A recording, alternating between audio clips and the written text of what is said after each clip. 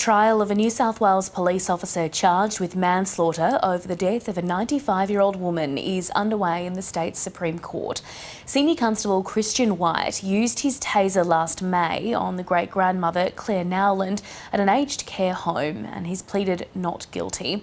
Court reporter Jamie McKinnell has more. Good afternoon, Melissa. Well, the jury's been told that this incident all unfolded at the Yallambee Lodge in Cooma in May last year. Now, one morning, staff called 000 in response to what they described as an aggressive resident who was raising a knife at staff. And when police attended with paramedics, they found Claire Nowland in an administration room sitting by herself with her walker and still holding a knife. The jury was told today in an opening address that there was an interaction with Christian White and his shift partner at the time, which lasted about 2 to 3 minutes, and that it included a number of warnings for Claire Nowland to stop approaching towards them. At the end of that interaction, though, the jury heard that Christian White said "bugger it" and deployed his taser. That caused Claire Nowland to fall backwards, and we heard that she suffered an inoperable injury to her head and she died a week later.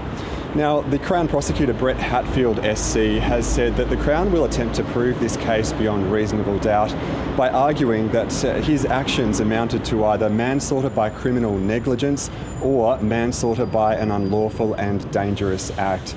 Mr Hatfield has told the jury in his opening address that one of the key issues will be whether the force used by Christian White was reasonable in all of the circumstances of this incident, including considerations like Claire Nowland's age and her mobility and her frailty. And Jamie, how is video evidence and CCTV expected to come into the proceedings? Well, the jury was told that this entire interaction with Christian White and Claire Nowland was captured on both his body-worn police video camera and that of his shift partner. And a lot of her actions were also captured on CCTV as she moved around this facility in the early hours of the morning. So Troy Edwards SC, who is Christian White's defence counsel, said a lot of the circumstances of this case are actually not in dispute. And he said that his client made a description of this event on the day of the incident in an internal police document, and he described his actions as a violent confrontation was imminent, and to prevent injury to police, the taser was discharged.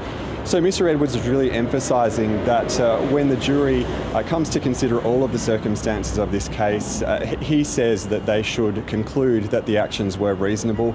And he was emphasising as well that Claire Nowland was a resident who was showing symptoms of dementia, although she hadn't been diagnosed. And he also emphasised that there had been a decline in her cognition in the days and weeks before this confrontation.